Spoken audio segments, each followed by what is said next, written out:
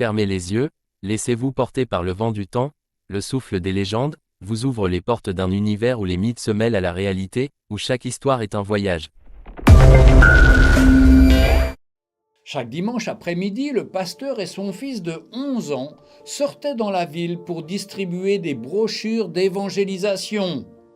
Mais nous étions en hiver et ce jour-là, il faisait particulièrement froid et il pleuvait beaucoup. L'enfant qui était déjà habillé dit « Papa, je suis prêt ». Son père lui demanda « Prêt à quoi, mon fils ?»« Papa, il est temps de rassembler nos brochures et de sortir. » Son père lui répondit « Rémi, il pleut et il fait très froid dehors. » Le garçon surprit alors son papa et lui demanda « Mais papa, les gens ne vont-ils pas en enfer, même les jours de pluie ?» Son père lui répondit « Rémi, le temps ne le permet pas. » Le garçon demanda alors « Papa, est-ce que je peux y aller seul ?»« S'il te plaît. » Son père hésita un moment puis lui dit « D'accord, tu peux y aller. Voici les brochures. Sois prudent. »« Merci, papa. » Et Rémi sortit sous la pluie. Ce garçon de 11 ans alla dans les rues faire du porte-à-porte pour distribuer des feuillets à tous ceux qu'il voyait. Après 2 heures de marche sous cette intense pluie, il était trempé, mais il ne lui restait qu'une toute dernière brochure.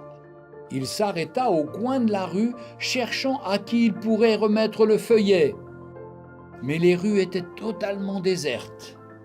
Il se tourna alors vers la première maison qu'il vit et se permit de sonner. Il sonna, mais personne ne répondit.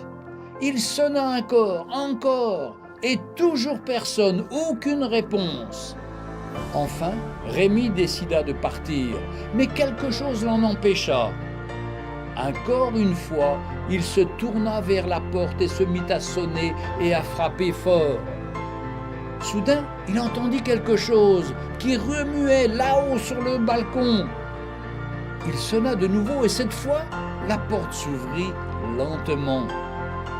Debout à la porte, il y avait une vieille dame avec un regard très triste. Elle demanda doucement « Qu'est-ce que je peux faire pour toi, mon enfant ?» Avec des yeux et un sourire radieux, le petit garçon lui dit « Madame, je suis désolé de vous avoir dérangé, mais je veux juste vous dire que vraiment, Jésus vous aime. Et je suis venu pour vous donner mon tout dernier livret qui vous dira tout sur Jésus et son grand amour pour vous. » Et il lui remit son tout dernier feuillet. Et s'en retournant pour partir, elle l'appela et lui dit « Merci mon garçon, passe une bonne journée. » Le dimanche qui suivit à l'église, le pasteur, papa du jeune garçon, demanda « Quelqu'un a-t-il un témoignage ou quelque chose à dire ?» Une vieille dame se leva lentement dans la dernière rangée, le regard brillant et radieux, et donna son témoignage. « Personne ne me connaît dans cette église, je ne suis jamais venue. Dimanche dernier, je n'étais pas chrétienne. Mon mari est mort il y a quelques mois, me laissant seule dans ce monde. Ma solitude me rend très triste. Dimanche dernier, il pleuvait et il faisait terriblement froid. J'étais à bout, j'avais décidé de me suicider. Désespéré, je n'avais plus la volonté de vivre. Alors j'ai pris une corde et une chaise. J'ai attaché la corde à une poutre du toit, me tenant sur la chaise, la corde autour de mon cou. Debout sur cette chaise, si seul, le cœur brisé, je m'apprêtais à sauter, quand tout à coup, la sonnette me fit sursauter.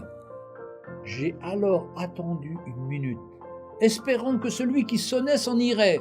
J'ai patienté un long moment, mais la sonnette se faisait insistante. Puis la personne qui sonnait a aussitôt commencé à frapper fort. J'ai pensé, qui donc cela pourrait-il être ? Jamais personne ne sonne à ma porte ou ne vient me rendre visite. J'enlevai la corde de mon cou et me dirigeai vers celle-ci. Et là, la sonnette retentissait toujours plus fort. Lorsque j'ai ouvert la porte, j'ai vu qui était là. Je ne pouvais pas y croire parce que debout sous mon porche, il y avait le garçon le plus radieux qui fût.